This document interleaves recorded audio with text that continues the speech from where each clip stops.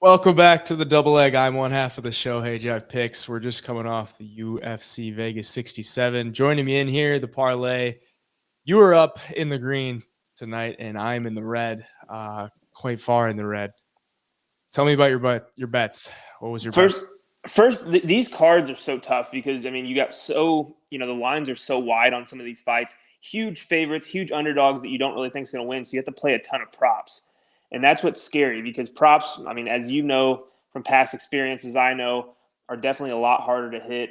But I ended up getting lucky. I don't know if I got lucky, but I made the right plays in certain spots. Charles Johnson KO, Nascimento sub. I had Raquel Pennington as a slight underdog. And overall, I ended up just under 2 units up, so I wasn't up crazy big or anything, but in the green is in the green, especially on a card like this. Overall, it was finally we get some fights back. It was fun to watch. The card was just so-so in my opinion. Nothing crazy. Danny Ige with a big knockout. I was actually on Danny Ige on this fight. And then the main event, Sean Strickland comes in off the couch and pushes the pace for 5 rounds. I was actually surprised that he was able to keep that pace for 5 rounds. I think Sean Strickland's just a wild guy that doesn't care. And, I don't know if his gas tank ever gets a hole in it because he's just so nuts. He's just so crazy. He just pushes through it. So that was fun to watch at least. I didn't have a bet out on that fight just because I hate those short notice fights with two, highly skilled fighters. You just never know what you're going to get. But overall, I was in the green. We finally got UFC back. Looking forward to UFC 283. Yeah, I was on Imavov in the main event. I figured with everything stacked against Sean Strickland, I didn't really think he had much to fight for. But he went out there and he looked like he was pissed off because he got that loss and didn't want to lose 3 straight and got the win. It was a good performance. I don't think he'll ever gas ever in any fight because generally he doesn't exert a lot of energy when he's fighting. He stands pretty straight up, doesn't bounce a lot, doesn't move a lot, just kind of walks you down and has that ability to wear on you and lean on you if he gets a little tired and get his breath back. So yeah, he got that win fair and square. I still think it was a decent bet personally to take Imavov there at near even money. I got it at minus 120. And he was a minus 220, 230 against Kelvin Gastelum. Yeah. And I would expect that to have grown as the week went on. But it comes down to near even with Sean Strickland on 4 days notice. He's up 20 pounds of what they normally weigh in at. So yeah, he weighed in 10 pounds heavier than Imavov. Maybe that played a factor in him leaning on him and everything like that. But yeah, I still think it was a decent bet. I'm looking at the other bets I made. I had Charles Johnson by a finish in round 2 or 3. He obviously got the finish in round 1 with 27 seconds left, I believe. So that one was tough. That would have helped out a lot. How about Rebecca coming out and throwing out everything in the kitchen sink in round 1 and pretty much just gassing everything and kind of coasting the last 2 rounds. Shout out to Nick Fiore. I think Fiore, yeah, something. Nick Fiore weathered that storm in the first round because Rebecca was throwing bombs. He obviously wanted to get him out there in the first round, and he weathered it, got the loss, but I don't know. You could maybe call that a moral victory to hold on till the end there. That one was tough because I had Rebecca by KO and I had him under 2 rounds, under 2 total rounds in the parlay that would have cashed. But other than that, Basharat just is always content to get a decision win, I guess. In the UFC, he's very patient out there. I can't blame him because, you're going against the best guys in the world in the UFC. And if you're winning the fight, why take the risk of giving up position or anything like that? But a ton of finishes on the regional scene, a ton of finishes for Mendonça. So I was on the under 2.5, and the fight did not go the distance there. obviously goes the distance, and I lose my bets. But Basharat, a finisher on the regional scene, and looks like he's going to be a decision machine in the UFC. So still, nonetheless, very good fighter. Very good fighter. And he looked good tonight. But anything else you want to go over? Yeah, well, speaking of Basharat, yeah, I took him tonight. I took him by KO. It was a double chance. I took him by KO or decision just because I wanted that KO so bad. And his opponent kind of has that explosive, movements. He burns a lot of energy out there. So I figured if Basharat could survive that first round or just take the fight into the later rounds, I thought his opponent was going to gas a little bit more than he did. And then, Basharat on the feet is so technical. I thought he'd do good work to the body, get his opponent tired, and then find the finish. Didn't happen, but that was my main reason for taking the double chance there, just to get that decision, kind of hedge with the decision in the same bet. It was minus 125, so I thought there was some pretty decent value on there because, dude, he's super technical out there. Good takedown defense, good kicks. I think he's going to be, it's going to be tough to beat a guy like that in the UFC, but as far as fans getting behind him and tuning in, I mean, he doesn't hit that hard. He's had finishes in the lower level promotions, but in the UFC, I don't see him going out there and finishing a ton of dudes. Yeah, I mean, the one thing I'll say about him, he looks like he's always in control when he's in the octagon. I mean, he doesn't look fazed by anything. Looks like he sees everything that's thrown at him. I think he's going to be really good.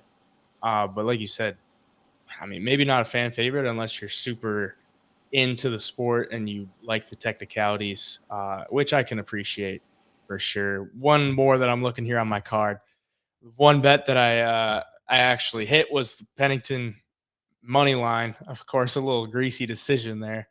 But I lost the inside the distance and the fight to not go the distance. That play was strictly a value play because women's bantamweights over the course of UFC history tend to not go the distance, considering they're a little bit bigger and can hit a little bit harder.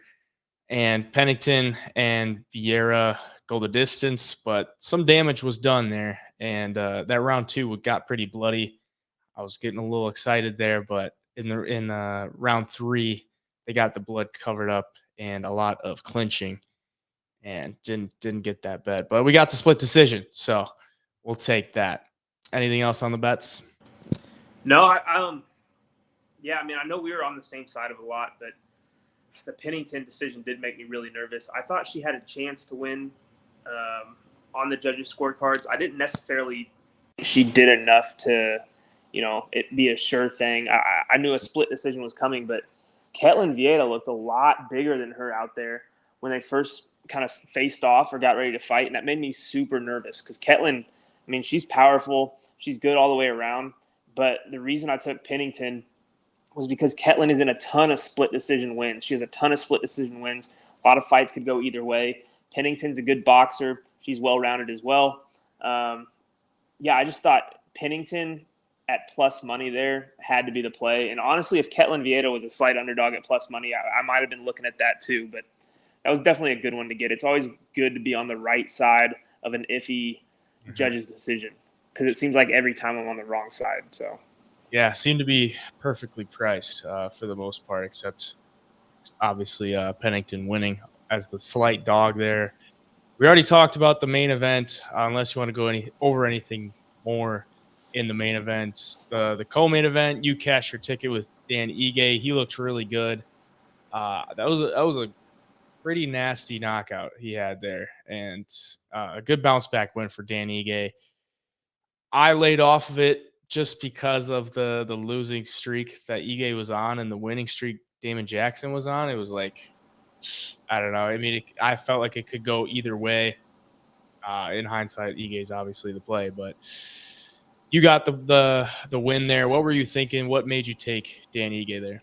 So when you look at both of their records, you see Damon Jackson on the 3 or 4 fight win streak, but it's against guys that are more so prospects or just getting into the UFC. Don't have a bunch of high UFC level experience. And then you look at Dan Ige and he's fighting the Josh Emmett's, Korean Zombie. I mean, he's fighting those level of guys. And so I thought it kind of met in the middle there a little bit. So Dan Ige, I thought, was stepping down in competition to fight Damon Jackson, while Damon Jackson was making a pretty decent leap up to Dan Ige. And my mindset behind the technicalities and the skill sets of either one, I thought if Dan Ige could keep it on the feet, he was going to have a huge advantage. I mean, he's really technical, he's fast, and he hits hard. Damon Jackson's like an awkward, unorthodox striker who's got good power, but Damon Jackson wins his fights when he can get it to the ground and get on people's backs. And I just thought Dan Ige is a good enough wrestler that he could stuff the takedowns and keep it on the feet where he wanted it. And ultimately he did. But I was honestly surprised that Damon Jackson didn't try to get this thing down to the ground more in this fight. But Ige pieced him up on the feet. There was that weird, I don't want to call it an eye poke, but where the inside of his glove slashed his eye. Mm-hmm. And I saw Damon Jackson kind of he's like, pause, I just got poked in the eye. And Ige was like, that's definitely not a poke. He got ready to hit him as Damon Jackson was kind of turned away, just covered up. I think that changed the fight a little bit. I really do. I think Damon Jackson wasn't quite the same after that. Because you could see, he definitely did get kind of scraped across the eye with the glove, which is, not necessarily illegal, but I think it changed the fight just a little bit. Maybe he was having a little bit of trouble seeing, or just, you get poked in the eye or kicked down low in a fight, it really takes that wind out of you. So I don't know if there was some of that involved, but that knockout was brutal. Perfectly landed hook. Right to the chin. I was glad to get that one because I was getting a lot of pushback on TikTok for taking Dan Ige. So that was a fun one to get. Doesn't matter who you take, you're gonna get pushback on TikTok. You could make a video for both sides, and somebody will push back on both sides. So yeah. Doesn't surprise me there.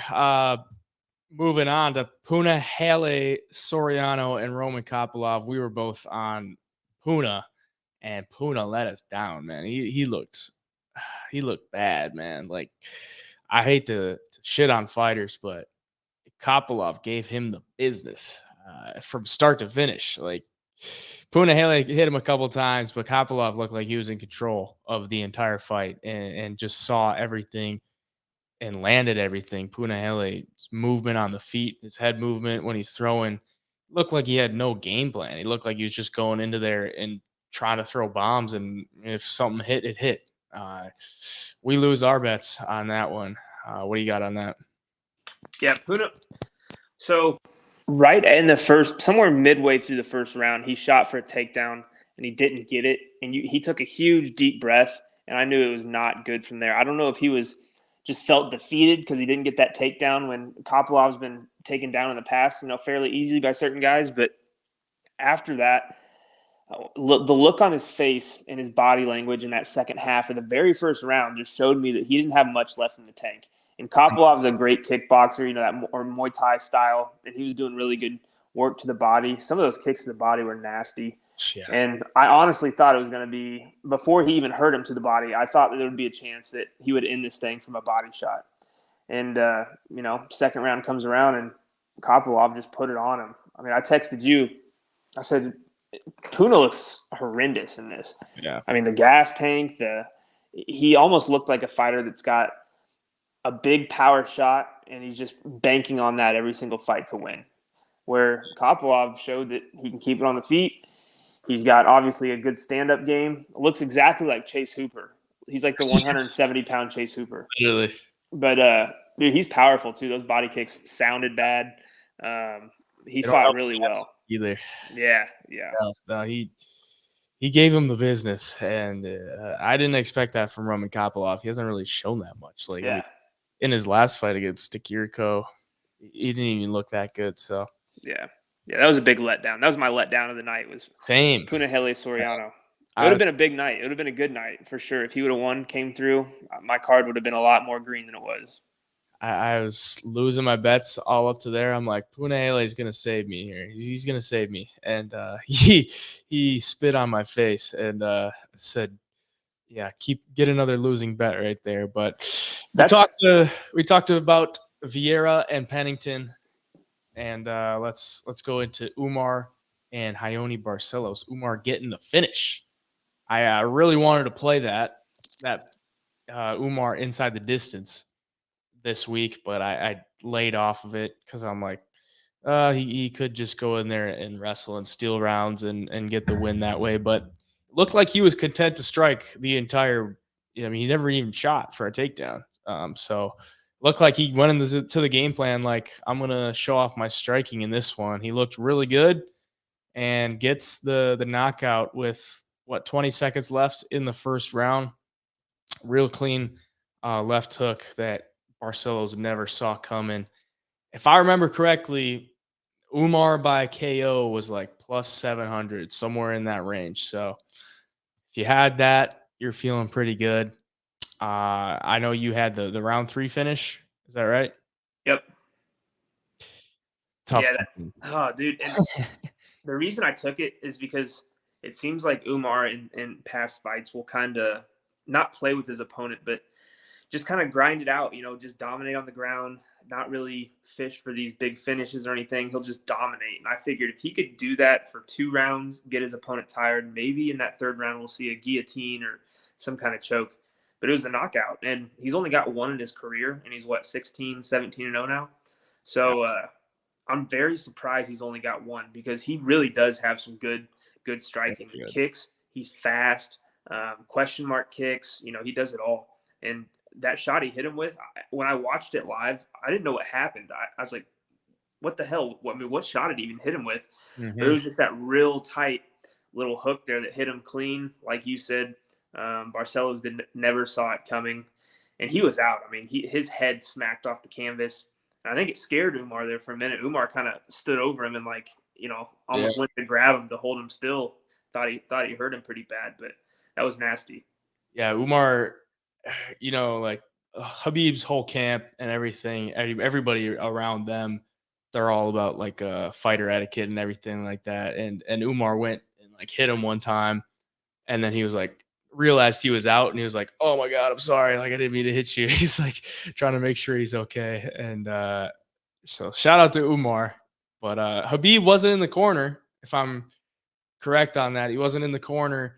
Maybe that's why he kept it on the feet, and maybe that's why he wanted to get the knockout instead of going for the grappling, going for the submission. Maybe he wanted to make it a little more exciting since Habib's not in there. Tell him, go get him, go take him down, all that stuff. So maybe Islam's gonna be going for the KO against Volk, and maybe he's not even gonna shoot. So who knows? Something to keep in the back pocket. Speaking of Islam, I got a bold prediction for 2023. I think Islam retires. After hearing Chael Sonnen talk about it, he came out and said maybe Islam retires. Think about it. If he goes and he beats Volk, the number 1 pound-for-pound guy, why wouldn't he retire just like Habib did when he's on top? I mean, you just beat the number 1 pound-for-pound guy in the world. You're the title holder at 155. You've defended your belt. Habib's no longer in your camp or in your corner coaching you. I mean, I could see him really stepping away, going out on top like Habib did, and then those guys just go make a difference in their company or in their country like they've always wanted to. They both had plenty of money. Islam as the champ, in his last fight and the fight before, and then this upcoming fight is going to make a boatload of money. And in that part of the world, that kind of money is 10, 20 times, the money it is here. So he's loaded and set for life. His family's set for life. It's always Habib's father's dream for these guys to fight and be the champions, and they've done it. So I wouldn't be surprised if Islam walks away with a win over Volk or a fight after that. Think about those guys. It's like they don't care what anyone else wants them to do. They're gonna do whatever they want to do. Like they're not gonna be influenced by fans to be like, no, we want you to come back and fight. No, they make their own decisions. Like, don't get it twisted. They beat to their own drum there. So W for Umar, stays undefeated. Who's next for him? It's got to be someone ahead of him, I would think. Javid, we kind of talked about the Javid Basharat fight. Unless you want to go over that at all. No, I mean, just not as I don't know. I'd like to see him get more finishes. Same. It'd be more fun. Still undefeated for him though. Yeah. Claudio Ribeiro and Abdul Razak Al Hassan. Ribeiro came out with some heavy leg kicks, and Al Hassan was like, I'm not going to be doing that anymore. Goes, clinches with him for a little bit, lands a couple clinch shots, comes out in round 2, and sparks him 30 seconds in. I didn't have any action on either fighter. I had the under 2 rounds, and I had under 36 and a half significant strikes for Al Hassan, and both of those hit for me, but neither of them cashed because they were two team parlays and not together. So nothing good for me there. But what is it for you? I had Ribeiro on the money line just because I thought he'd come out there in the first round and just kind of empty the gas tank, and I was banking on his power, his size. I thought he was going to be able to get it done, and it frustrated the hell out of me when Hassan just kind of grabbed him and held him up against the fence, because I think Al Hassan felt that power in there, and he thought, I cannot get hit with another one of these because it's not going to be good. And those leg kicks, right when he came out with those leg kicks, my heart started racing. I was like, this is going to be an early finish. I mean, he's doing some serious damage to those legs in the first 10 seconds of this fight. And then I think he just got a little tired, and, Al Hassan's got a lot of power himself, and he found the chin, and that was all she wrote. Yeah, that one. I was expecting a round one finish, and Al Hassan was like, "Nope, I'm gonna clinch, and we're gonna do things my way," and it worked out for him. So I got to give him that. We talked about Rebecca, talked about that fight. Alan Nascimento getting the sub for you. I didn't have anything on that, but a good cash for you. What was that, plus 200? 220 for him by submission. And he did, yeah. I mean, his submission game's good. He trains with Charles Oliveira. I just thought if he could get it to the ground and take the back, it was just going to be a matter of time. And he did. He was patient. He took his time and eventually found the neck at the end of that round and cashed. That was fun to hit early on in the card. Kind of set the tone for me. I had a little room to lose a bet or two if I had to now, since I hit that one. But it was a good cash. Yeah, and Alan Nascimento looked big in there, man. He looked like so much bigger than Carlos Hernandez. Yeah. And Hernandez is no scrub like on the mat. So yeah, it was a good sub win for Nascimento there. Dan Argueta pretty much dominated Nick Aguirre. But Aguirre handled him his offense, I guess. I mean, he stuffed the submissions and forced the decision win, but 10 minutes of control time for Argueta and 4 takedowns and 2 submission attempts. So it was pretty much all Dan Argueta, but Aguirre, I don't know how to fucking say his name, but Aguirre hanging in there till the end. I don't think I had any action on that one. What did you have? I had Dan Argueta by knockout, and his money line was it was minus 450, minus 500. I mean, I couldn't really do anything with it, and it was honestly, for me, I thought this is a short notice fight for his opponent, UFC debut. I think he gets finished, and I picked knockout. I think knockout and submission were both plus 210. Should have taken the points by decision, but that's the way it goes. The point in the second round, I thought he had a chance to finish it and get the TKO. He was landing some good elbows on top, but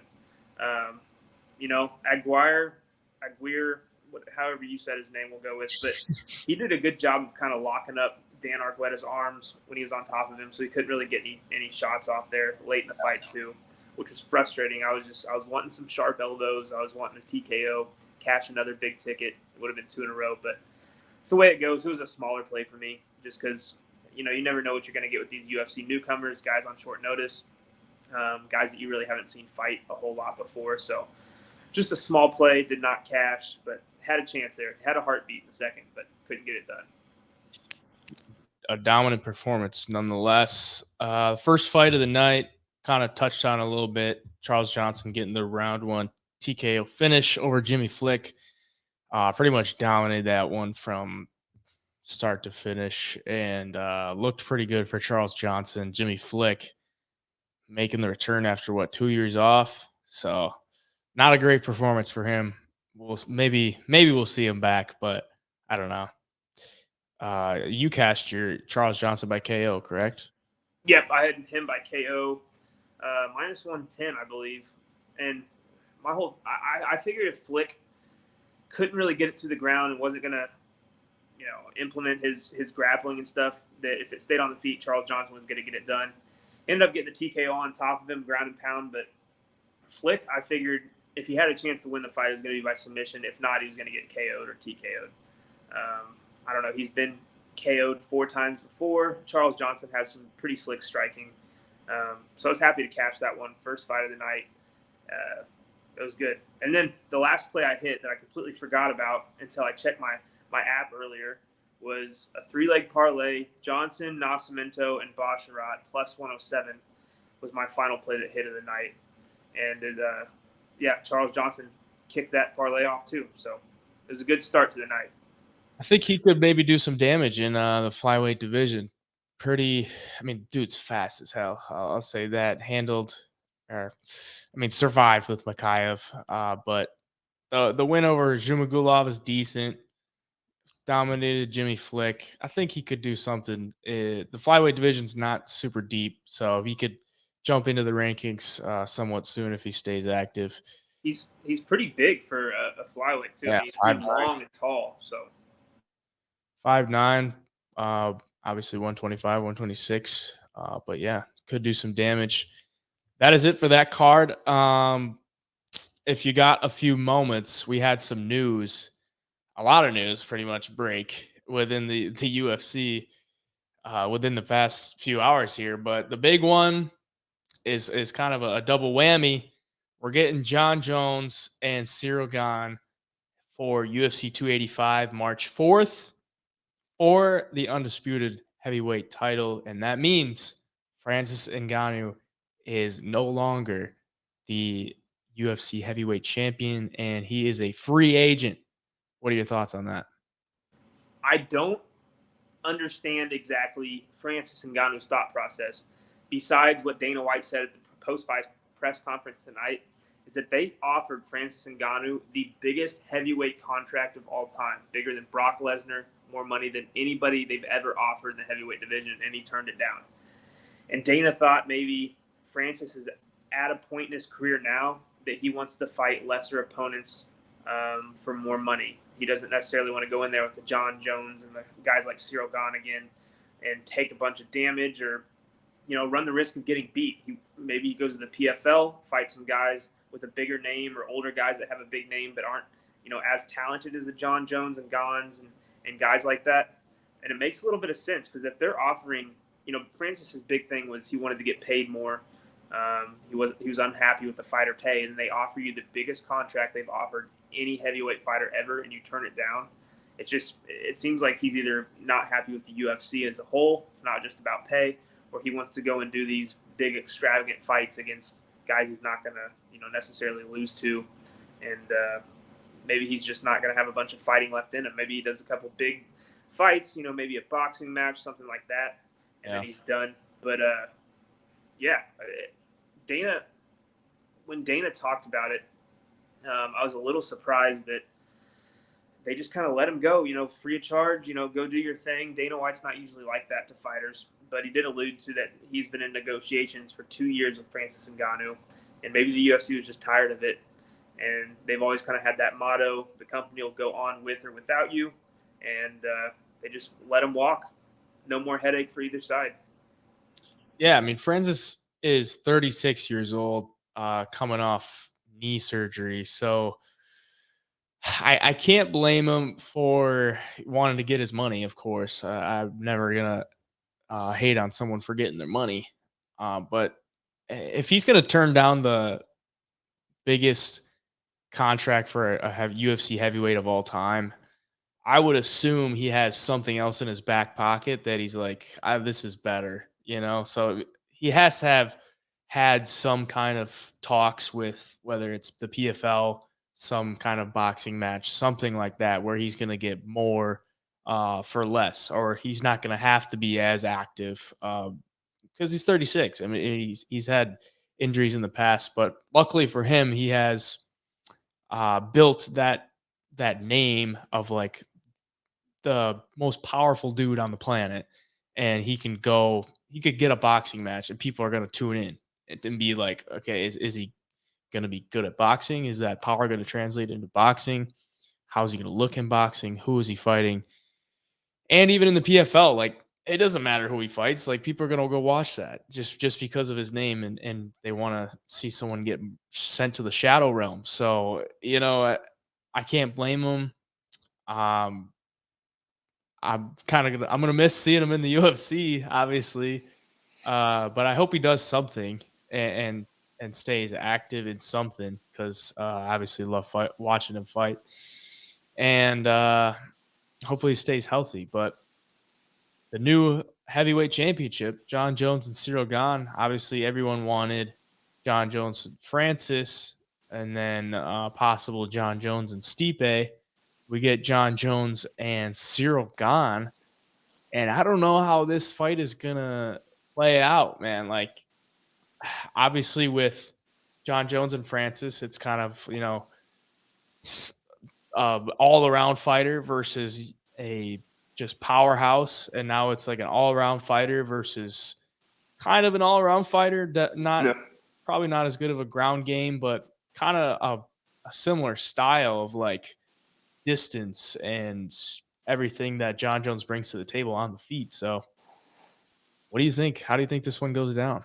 Yeah, it gets a lot more interesting now. I think stylistically it's more intriguing, and it's kind of against Francis. It's more with Jon, at least. I thought, okay, Jon is going to be the better wrestler than Francis. Might not be as strong, but if you look at Jon, man, the weight he's put on and the muscle he's put on, he's a big dude now. And he's always been a big, solid dude. But yeah, I thought Jon would have outclassed him, even on the feet. I think with his distance control and his speed was going to be more than Francis has obviously seen before. But with Gane moves like a 155er. I mean, he's super light on his feet, gauges distance really, really well. He's got great kicks. Boxing's phenomenal. So against Jon Jones, it makes the styles match up a little bit more, in my opinion. And I don't know now. I thought Jones would beat Ngannou, and now against Gane, I think Jon's really got to use his wrestling in this fight, if I'm being honest. And I think he can. I mean, we saw Gane getting taken down by Francis and controlled a little bit. And even though Jon's probably not as strong as Francis, obviously, he's still got that skill on the ground, and he's still more skilled than Francis on the ground. So I don't know. It's super interesting. Has there been a line come out yet for it? I haven't seen any. I was just gonna ask you. I was like, I've been looking. I haven't really you think seen. the line gets set at? What, maybe Jon Jones minus 170, minus 180, maybe minus 200. I would assume he's going to be the favorite. Yeah, he'd have to be the favorite, I would think. I think that might be the right ballpark. But did you hear how they leaked the fight on accident in Vegas? T-Mobile Arena put the picture up and just said March 4th, UFC 285, and it had a picture of Jones and Gane. Yeah. And Dana White confirmed at the press conference that, yeah, T-Mobile leaked that shit on accident. So that's hilarious. I wonder if they were even going to announce it today if T-Mobile didn't do that. I know. Maybe not. I truthfully, they usually do that kind of stuff when there's a pay-per-view, right? So Yeah. I thought they waited a week and done it for the UFC Brazil card to announce that, but that leak gets out there of the T-Mobile Arena, and of course there's people who'd be like, no, it's fake, it's photoshopped or whatever. It's like, I mean, I know you can Photoshop like pretty much anything nowadays, but that just looks too good. Like, who would think to put that on the T-Mobile Arena to be like, that's what it is? It's a weird thing to like think of, and for it to come to fruition and everything like that. So it made sense too. It made sense as far as the fight goes. But how about my pick to be the heavyweight champion at the end of 2023? He's already out. Francis Ngannou. He's not going to be the UFC champion. So we're 0 for 1 already. Unfortunately, another fight. I guess 2 fights announced. Leon Edwards and Kamaru Usman is official for UFC London or UFC 286 in London, and Rafael Fiziev and Justin Gaethje is official as well. So we're getting a couple banger fights for that one. I know we've talked about both before, but Leon is my pick to be the welterweight champion at the end of the year. He's going to be fighting Kamaru. honestly more confident in him fighting Kamaru than either like Hamzat or even Kobe Covington. But what are your thoughts on it? Yeah, if Leon beats Usman for the second time, does Usman retire? I mean, he's almost He 40 years does. old. His knees are terrible to where he can hardly walk up and down stairs anymore. Um, so yeah, I don't know. It's super interesting. I think we see a completely different fight. I wouldn't be surprised if it looks like Colby versus Usman 1 or something like that. Like we just get a big back and forth on the feet. Kamaru wants his revenge on the feet. He wants that knockout back. Leon showed that on the feet he can hang and obviously knock out anybody. So super interesting fight there. And yeah, if he can get past Kamaru, your bet for Leon to be champ into 2023 looks really good in my opinion.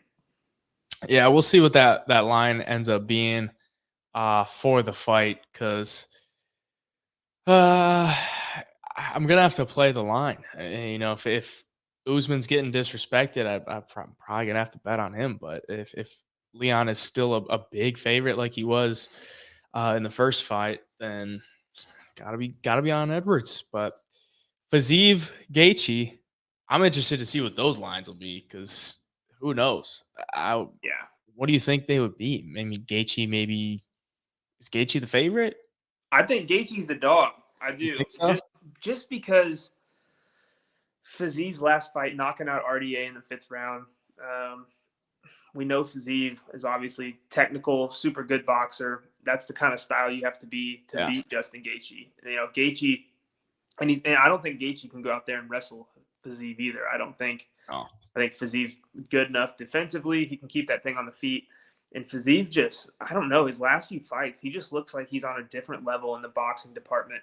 And, he's got a great chin as well. And Justin Gaethje's going to go out there and throw wild. And I think if Justin Gaethje's swinging these big shots, that he's going to get countered by Fiziev. And I think Fiziev could put it on him.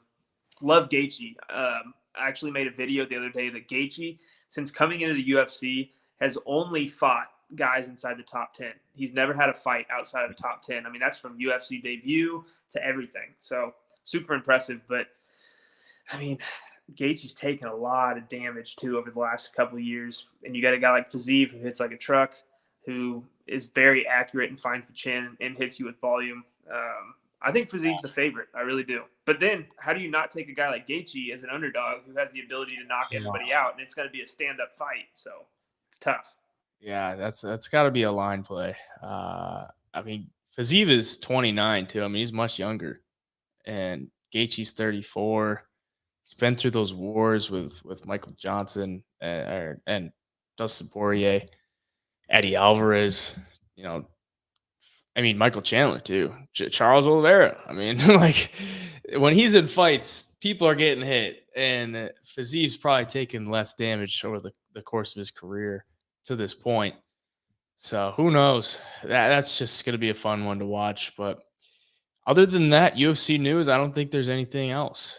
Yeah, I don't think nothing big, at least. Francis being a free agent, and then I mean they dropped some big fights today. Those are all fights I cannot wait to see. Yeah, we got UFC 283 next week. Next weekend, 7 days from now, and pay-per-view obviously in Brazil. We'll be coming out with the preview video for that very soon. Been in the lab watching some tape and feel good about this card. And we're looking to bounce back for me, looking to stay in the green for you. At Hajai Picks for me on the medias, at the double leg on all the medias. If you're watching here on YouTube, please leave a like, subscription, and a comment down below. Where can they find you? On TikTok, the Parlay, Instagram, the Parlay_media, and Twitter and YouTube is the Parlay MMA. And don't forget to join our free Facebook group. We posted all of our plays there this week, and the group's growing. We're getting some members now. It's a good community. I think there's some decent engagement in there too. And as we get bigger, it's just going to be a big group to talk MMA, talk fights that just happened, upcoming fights. It's going to be a good group to be a part of. Like I said, we're growing. Come be an OG with us and see where we take this thing. Yeah, I mean, we got 20, almost 30 people in there in the first week. We've only had it open for Couple days, really. Yeah. 4 days. So yeah, we had a good amount of people join right away. Get in there if you're watching here. Just DM us on Instagram or send us an email. The links will be in the description below. As always, the double leg signing off. Till next time.